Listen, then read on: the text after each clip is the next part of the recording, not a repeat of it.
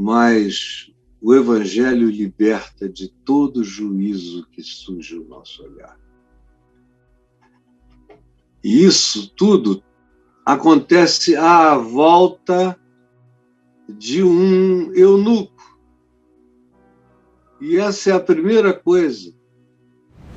Você talvez não saiba quem era o eunuco naqueles dias, no primeiro século, logo depois de Jesus ter ido aos céus, logo algum tempo depois do Espírito Santo ter sido derramado. Acontece de vir uma perseguição sobre a igreja que estava em Jerusalém e Estevão vem a ser morto. Alguns daqueles homens que tinham sido designados como diáconos são perseguidos também, com eles os apóstolos, e eles se espalharam por ali. E um desses homens, desses diáconos, era um jovem chamado Filipe. E é a ele que um anjo do Senhor falou, dizendo: Filipe, levanta-te e vai para a banda do sul, ao caminho que desce de Jerusalém a Gaza, onde hoje está tendo bombardeios. Este se acha deserto, era no primeiro século. E ele então se levantou e foi para Gaza, que sempre foi uma cidade de contornos gentios, pouco judaicos, muitas vezes e na maior parte das vezes.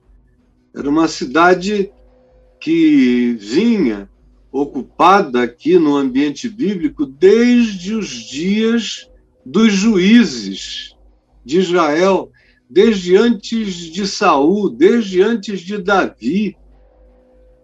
Essas cidades de Gaza, Gate, Asquelon e Asdod, que ficavam na Filístia, ali naquele lado mediterrâneo, sul mediterrâneo de Israel depois, eram cidades dos filisteus. E o Espírito Santo, um anjo do Senhor, manda ele para lá.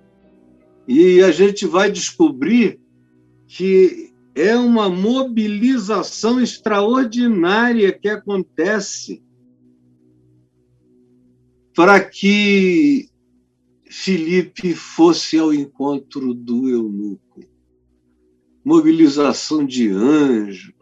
Filipe sai correndo de Jerusalém, descendo na direção do litoral, atravessando o vale de Saroque, onde Sansão encontrou Dalila, e ele foi correndo, e até que ele viu uma carruagem adiante no caminho, e o Espírito Santo fala a ele: corre, aproxima-te daquele carro. Disse, pelo amor de Deus, quem é que está naquele carro? Quem é que está? É Herodes? É Pilatos? É o César romano passeando escondido? Quem é a figura que mobiliza literalmente céus e terra? Anjo, o Espírito Santo, Filipe correndo de Jerusalém para Gaza, sem saber porquê, num lugar deserto, correndo atrás do vento de uma loucura. Olha a quantidade de insanidade. Insanidade. Você chegar a dizer, um anjo me mandou correr daqui para Gaza.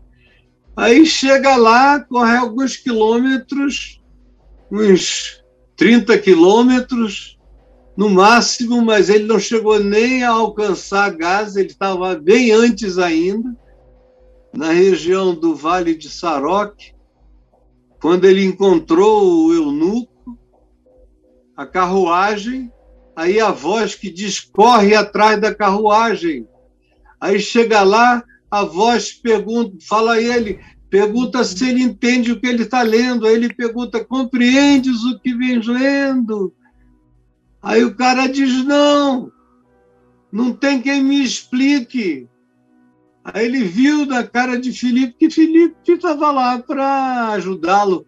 Aí parou a carruagem, Filipe subiu e ensinou o evangelho a partir de Isaías 53, quando esse que vem e que se entrega e que se dá é aquele que é levado como ovelha ao matadouro, verso 32, como um cordeiro mudo perante o seu tosqueador, assim ele não abre a sua boca.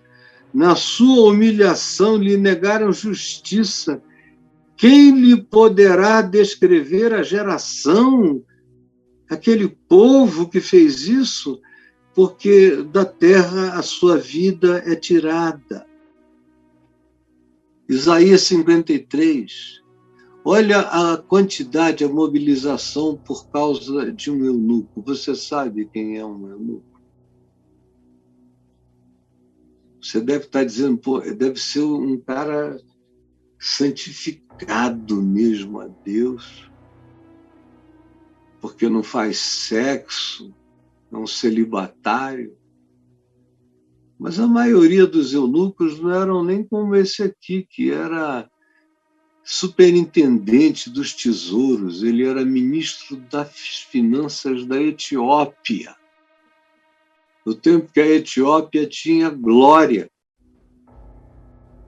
E ele era um indivíduo que conhecia o Velho Testamento e que se tornara um prosélito da fé dos judeus e ia anualmente a Jerusalém adorar numa dessas horas especiais. Esse é o homem.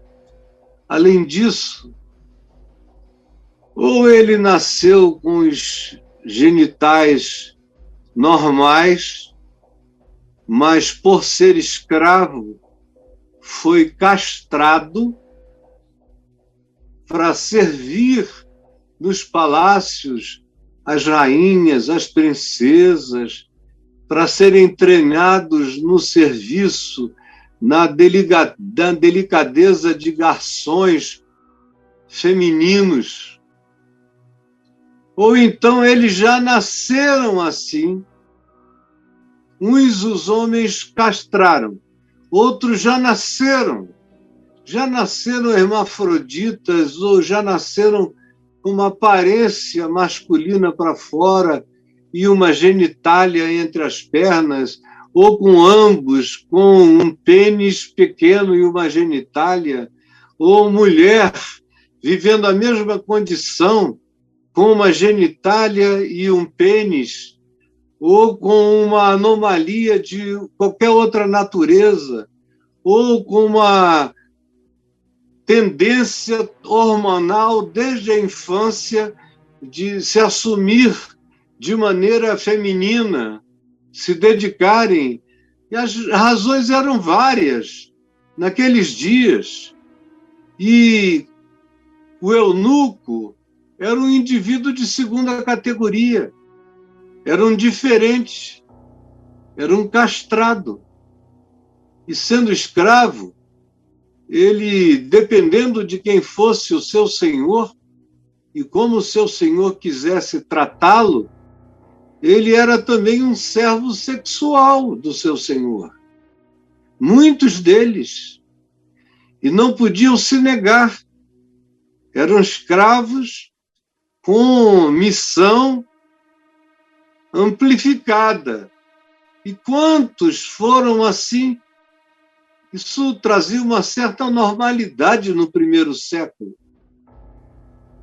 Já desde antes de Cristo, na Grécia, os pais enviavam seus filhos para serem ensinados por professores ou filósofos especiais que, além de os ensinarem, ganhavam o direito de fazerem sexo com eles e de ordenarem a eles ou pedirem a eles que fizessem sexo neles. E os pais sabiam, e a sociedade tratava isso como parte de um acordo moral da época, de modo que isso acontecia. Esse homem aqui está eventualmente agora numa posição privilegiada porque ele é ministro da economia da rainha da Etiópia. Pode ser que ele tenha encontrado um lugar de maior favor, de não ter que cumprir papéis de outra natureza. O fato é que ele subia a Jerusalém e ia adorar no templo como um judeu de fora que se convertia ao judaísmo e, se podia, ir ao templo adorar. Esse é o homem. É um eunuco. Podia ser qualquer eunuco, qualquer ser humano, qualquer diferente, qualquer anomalia, qualquer acidente, qualquer espinho, qualquer cardo, qualquer abrolho, qualquer mutação, qualquer expressão que não seja a original, mas que esteja presente, nada disso é obstáculo para que céus e terras sejam mexidos. Anjos, o Espírito Santo, Filipe correndo, a voz de Deus sendo falada, corre atrás dele, e aí, vê se ele sabe entender. Você sabe entender? Não, como é que eu vou se ninguém me explicar? Aí ele faz aquele sorriso gracioso, Filipe manda parar a carruagem, diz, sobe aqui, me explica. E ele estava justamente no texto de Isaías 53, e Filipe leva esse homem até Jesus. Céus e terras movidos pelo eunuco. A segunda coisa que eu quero que você guarde no seu coração é justamente isso que eu acabei de dizer, o que foi mobilizado em favor dele. Acabei de falar, está aí entre os versos 26 e 31. E a terceira coisa que eu quero que você pense a respeito é que a cruz salva os diferentes. A cruz salva os diferentes. Você que é pai de um diferente, você que é o diferente, você que é o estranho, você que é o esquisito, Jesus abraça, Jesus mobiliza céu e terra, Jesus vai ao encontro, Jesus é a salvação dos diferentes.